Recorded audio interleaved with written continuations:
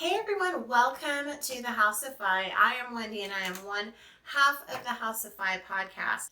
Today we're going to be talking about making a career pivot, leaving a six-figure income to either pursue something else that maybe doesn't pay as much or to retire or work at home or be with your children all day.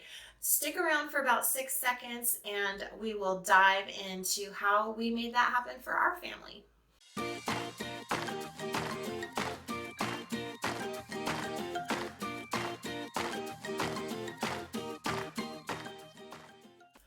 All right, everybody, again, welcome back. I'm Wendy. We're so glad that you are here. If you're new here, welcome to our house.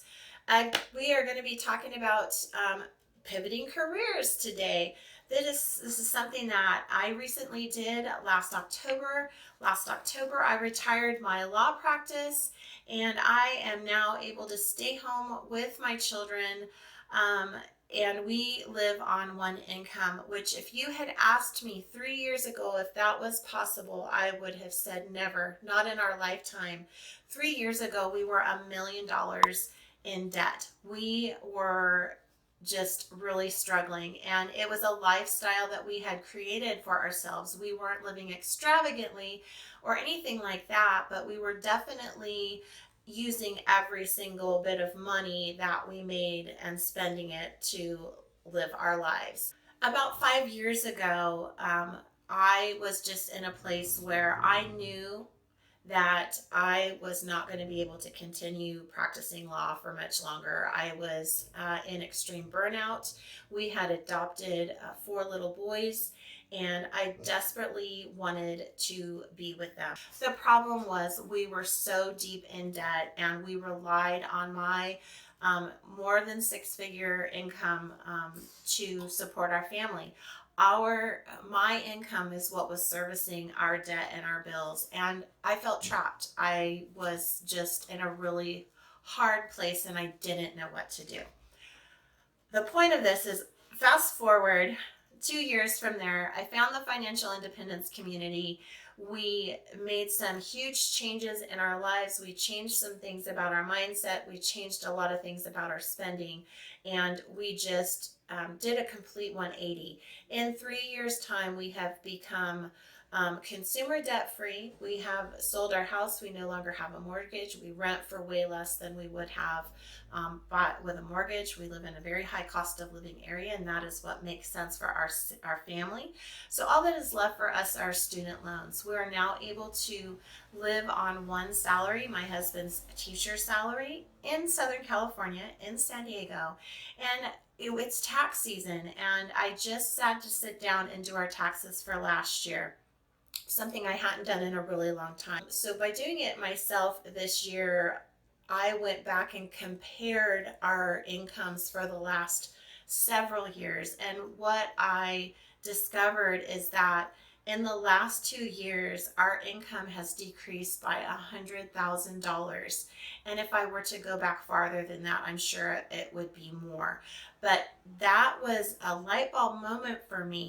You can develop a plan to get out of it, and that is what we are going to talk about today, is how do you do this? How do you make a roadmap for yourself to leave a six-figure career? All right, the very first thing is truly know what you want and why you want it. Why do you want to leave your career? For me, again, it was burnout. I loved my career for a very, very long time, but it was no longer filling my cup, and I wanted to be home with my children. So I was very clear about what I wanted, and I had a picture of what that would look like, that I would be home with them, I would be able to take them to school, I would be able to pick them up from school. Maybe I did something on the side, but it certainly wasn't anything that was going to draw my attention away from my children.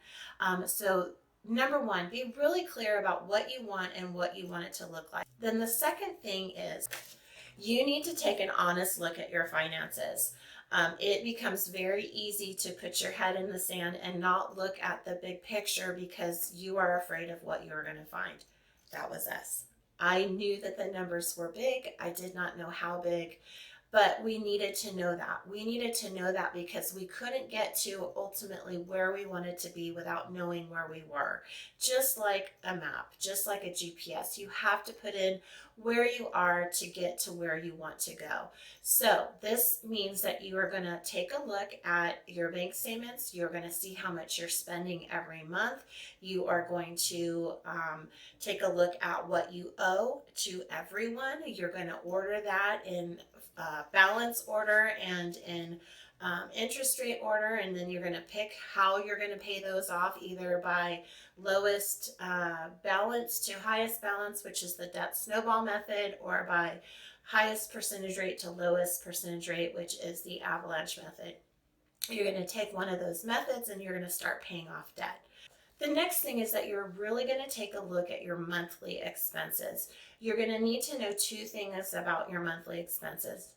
The very first thing is, what is your minimum amount of money that you would need to live on if you didn't have this other extra spending, if you didn't have this debt, if you didn't have these things that you're willing to give up? What would you need for your housing? What would you need for your insurance? What would you need for utilities? Those sorts of things. I call them your four walls. And then have another budget for what you need to spend to cover all of your expenses, including your living expenses. The difference between the two of those is what you need to reduce your monthly spending by. Now for us, that was a huge number. That was like $10,000, and that's a lot. And when we looked at it, it seemed an insurmountable thing. But we just started at the beginning. We said, okay, we've got this much extra to put on the stuff every single month. We took a look at every single expense that we were spending money on and said, how can I reduce this, or how can I eliminate it?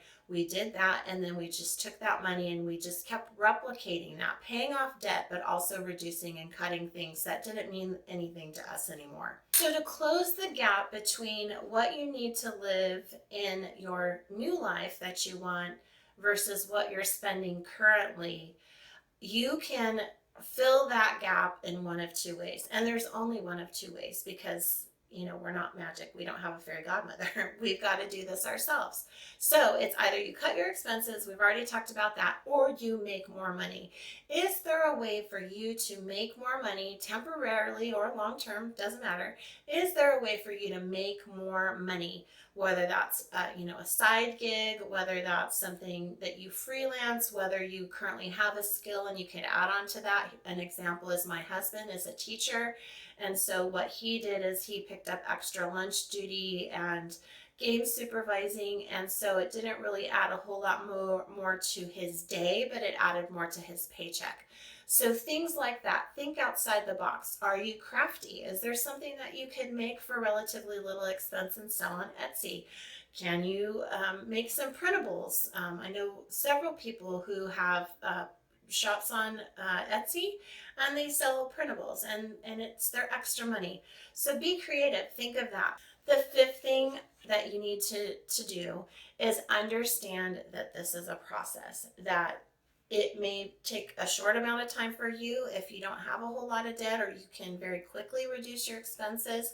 For us, it was a 5-year process. So I first changed the area of my practice. I got rid of doing family law and I only did criminal. Then the next phase of that is I switched to only doing appeals, and then I switched to only doing it remotely, and then I switched again, and I switched as we've made that gap decrease. There's going to be highs and lows. There's going to be periods where you're feeling like this is never going to happen, and there's going to be that time where you get to a place where like, this is going to happen, and it's glorious. It was such an amazing thing last year to be able to say, I am retired and I am able to be home with my children. We can live on one income, so you can get there. And then the final thing to know and the final thing to do is that none of this will work if you do not have the right mindset for it. So if you are unwilling to, this is just an example, I'm not picking on people with luxury cars, but it's just an example. Say, for instance, you drive a luxury car and it's a lease and you just cannot see yourself not driving that car. Um, that's a problem. That's a choice. And, that's okay. That's okay. But understand that you are trading your time for money because of that mindset. You must be in the mindset of, I'm going to do this and I know that I'm going to have to make some changes to accomplish this. But if I do this, the reward is I get to live the life that I designed for myself. And it is possible. I am living proof that it is possible. I never would have thought 5 years ago that I would be here. If you had told me that, I thought we were going to go to our graves with debt. And now we're in a place where we are saving, we are living on one income, we have investment properties. All we have left are our student loans with a plan to attack those as well. And we can retire at 55 when our kids are tweeners, which is amazing. So it is possible. You can do it. If you have any questions or if there's something that you're struggling with and you want to talk about it, put it in the comments or join our private Facebook group. We'd love to connect with you there. Don't forget to subscribe and ring that bell if you enjoy what we're putting out and you'd like notifications in the future of new content. All right, everybody. Thank you so much for being here, and we'll see you next time.